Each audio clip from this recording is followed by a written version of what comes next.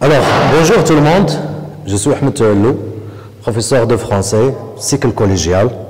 Alors, dans le cadre de l'apprentissage à distance, j'aimerais bien partager avec vous, chers élèves, un cours qui me semble très intéressant, très important, dans le corpus de leçons qui font partie du deuxième semestre, particulièrement de ce qu'on appelle les subordonnés. Alors, la leçon d'aujourd'hui s'intitule « La condition ». Alors, le titre c'est « La condition ». Alors, comme concept, qu'est-ce que la condition? Ça veut dire la condition. Alors, selon la règle, la condition est lorsqu'un fait est dépendant à un autre dans sa réalisation. Dans sa réalisation, c'est aussi le fait de proposer une hypothèse pour aboutir à un certain résultat précis. Alors, qu'est-ce que ça veut dire?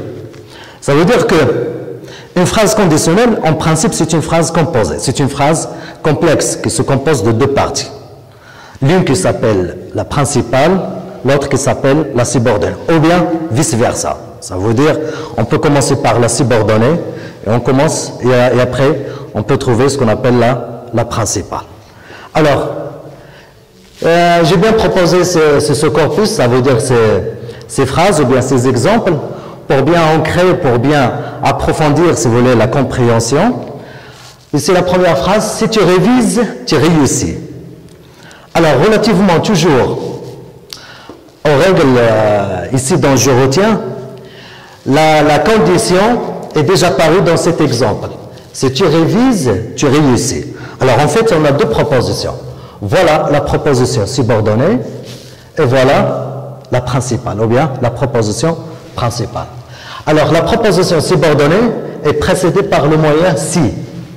Ça veut dire si. C'est un moyen de condition. Alors, si, selon la règle ici, si plus présent,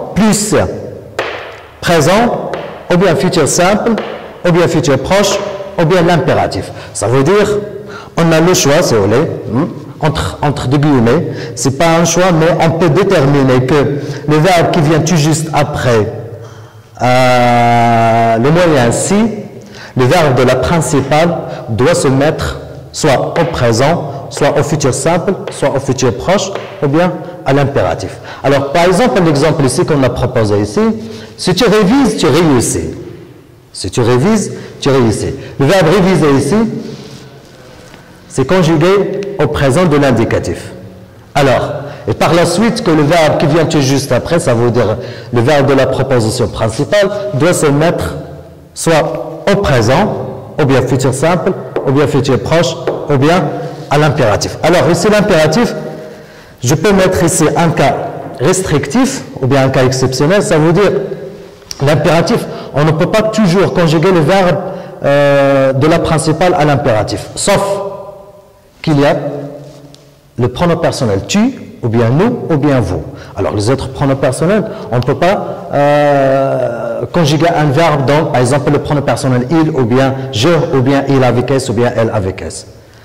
Alors, deuxième phrase, par exemple, on reste, pour bien approfondir la compréhension, ici le verbe réussir, je peux le mettre au présent de l'indicatif, ou bien le futur simple.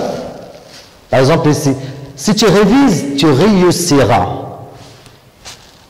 Je peux dire, si tu révises, tu réussis, ou bien tu réussiras, selon la règle ici, ou bien tu vas réussir, futur proche, ou bien si tu révises, réussis, l'impératif. On passe pour la deuxième phrase. Si le suspect se rendait à la police, il pourrait avoir une peine atténuante. Alors, j'ai bien proposé des phrases relativement toujours au lexique de la nouvelle policière. Le thème, ou bien ce qu'on appelle l'étude de l'œuvre pour le deuxième semestre.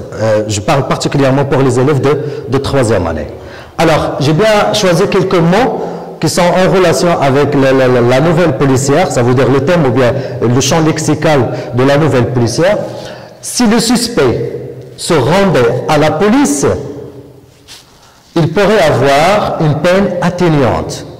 Alors, en principe, la phrase, c'est une phrase conditionnelle, puisqu'il y a la proposition subordonnée, ici la proposition principale. Alors, si le suspect se rendait, le verbe qui vient tout juste après le sujet, le moyen si, c'est le verbe se rendre. À quel temps se conjugue-t-il? À l'imparfait. Alors, selon la règle ici, la règle numéro 2, si plus imparfait, plus conditionnel, présent. Et ça c'est fait ici dans la deuxième phrase. Si le suspect se rendait à la police, il pourrait y avoir une peine atténuante. Ça veut dire une peine légère. C'est clair? Si le suspect se rendait, l'imparfait, le verbe de la principale se met au conditionnel présent. Si plus imparfait, plus conditionnel présent. C'est clair? Troisième phrase, le détective aurait pu arrêter le coupable s'il avait utilisé son arme. Alors dans cette phrase également, on a le même concept, ça veut dire la condition. Le détective aurait pu arrêter le coupable s'il avait utilisé son arme. Alors dans cette phrase, j'aimerais bien vous dire que les deux propositions de la condition sont déplaçables. Ça veut dire qu'ils peuvent avoir de place, par exemple, soit au début de la phrase ou bien à la fin de la phrase. Ça veut dire on peut commencer par le moyen si. On peut dire, par exemple, on peut reformuler la phrase autrement. On peut dire tu réussis si tu révises. Ça veut dire le sens reste le même. Ça veut dire qu'il n'y aura pas de changement, bien de modification au niveau de sens. Alors, la troisième phrase, le détective aurait pu arrêter le coupable s'il avait utilisé son arme. Alors ici, le moyen, c'est si. Ça veut dire qu'on a bien déplacé les deux propositions et le sens reste le même. Ça veut dire qu'il n'y a pas de modification au niveau de au niveau de sens. On peut dire, s'il avait utilisé son arme, le détective aurait pu arrêter le coupable. Ça veut dire qu'il n'y a pas de changement au niveau de sens. Alors, le détective aurait pu arrêter le coupable s'il avait utilisé son arme. On passe à la règle numéro 3, si plus que parfait, plus conditionnel passé. Alors ici, regardez. Si, le verbe qui vient tout juste après le moyen si, ou bien le subordonnant, si vous voulez si, c'est le verbe utiliser, se met au plus que parfait. Alors, le verbe ici, le verbe utiliser, se met au plus que parfait, cela veut dire que quoi? Qu'il y aura ce qu'on appelle le conditionnel passé. Automatiquement, un verbe qui vient tout juste après le moyen, ou bien le subordonnant si, le verbe utilisé de la principale mis au plus que parfait, automatiquement le verbe de la proposition principale se met au conditionnel passé. Je répète, si plus que parfait, plus le conditionnel passé. Le verbe de la proposition subordonné au plus que parfait, le verbe de la principale au conditionnel passé. Quatrième phrase, les magistrats déclareront le suspect innocent à condition que ce dernier ait des preuves fiables. Les magistrats déclareront le suspect innocent à condition que ce dernier ait des preuves fiables. Alors, dans cette phrase, c'est une phrase en principe conditionnelle, comme le cas des trois premières phrases. Mais on a changé bien le moyen.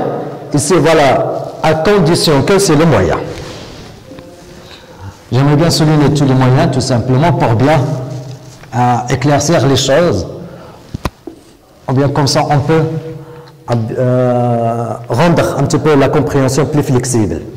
Alors ici, les magistrats déclareront le suspect innocent à condition que. On passe maintenant à la règle numéro 4. À condition que plus le subjonctif. Ça veut dire quoi? Ça veut dire cette relation bilatérale entre le moyen à condition que et le mode verbal qui vient tout juste après, ça veut dire le subjonctif est on n'a pas le choix d'avoir un autre mode verbal que le subjonctif. Par exemple ici, je répète la phrase, les magistrats déclareront le suspect innocent, mais à condition, ou bien si ce dernier hein, par exemple, des preuves fiables, ou bien ainsi de suite. Mais ici, le moyen ici, c'est à condition que, suivi toujours par un verbe mis au subjonctif ou bien conjugué au subjonctif. Les magistrats déclareront le suspect innocent, mais à condition. Ça veut dire pourvu que. C'est un autre moyen qui indique le même sens. Pourvu que ce dernier ait. Le verbe ait, c'est le verbe avoir au subjonctif présent. Que j'ai, que tu aies, qu'il ait, que nous ayons, que vous ayez, qu'ils aient. Alors, grosso modo, le verbe qui vient tout juste après le moyen à condition que doit se mettre au subjonctif. Alors maintenant, on passe pour la cinquième phrase, la phrase numéro 5. Dans le cas où on reconnaîtrait le criminel, les autres suspects seront libres. Alors dans cette phrase, en principe, il y a la condition, puisqu'il y a le subordonnat dans le cas où, suivi par un verbe. Alors ici, la règle, dans le cas où, plus le conditionnel. Ça veut dire que ce soit le conditionnel présent ou bien le conditionnel passé. Dans le cas où on reconnaîtrait, c'est clair? Voilà, on a bien appliqué ici les règles. La règle ici proposée, donc je retiens. Dans le cas où plus le conditionnel, regardez ici. Dans le cas où,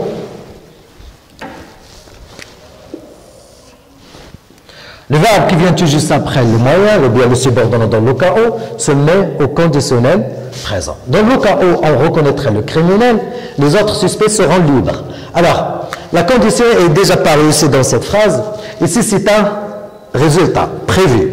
C'est un résultat prévu. Mais en se basant sur cette condition. Ça veut dire, dans le cas où on reconnaîtrait, ça veut dire on a proposé une certaine hypothèse, si vous voulez. Une hypothèse, dans le cas où on reconnaîtrait, si on reconnaît le criminel, il y aura ce résultat. C'est quoi ce résultat? Les autres suspects seront libres. Ça veut dire qu'il y a ce qu'on appelle, avec quoi? Une relation, si vous voulez, logique, raisonnable entre les deux.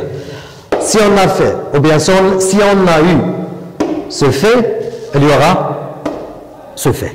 Ça veut dire quoi? Ça veut dire une relation de ce qu'on appelle de la logique ou bien de la raison entre les deux faits. Alors on passe maintenant pour la sixième phrase.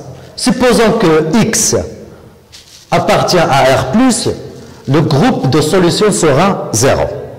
Alors c'est une phrase aussi conditionnelle où il y a ce qu'on appelle une certaine hypothèse. On a bien proposé une hypothèse, on a supposé, on a considéré, on a imaginé, c'est clair?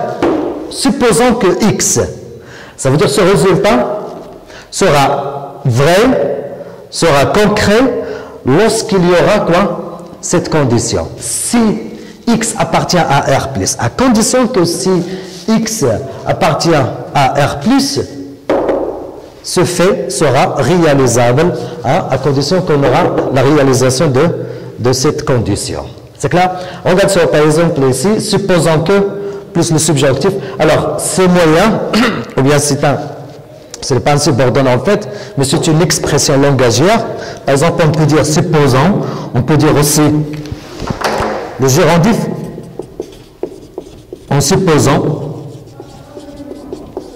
que, en admettant que, en imaginant que, en considérant que, ça veut dire on peut formuler des phrases ou bien des expressions qui mènent à exprimer ce qu'on appelle la condition. Alors, je souhaite bien que cette leçon participe, hein, au corpus proposé par l'administration, hein, l'administration provinciale de l'éducation et de formation. Et je souhaite la bonne réussite pour vous et le bon succès pour vous tous et toutes. Merci.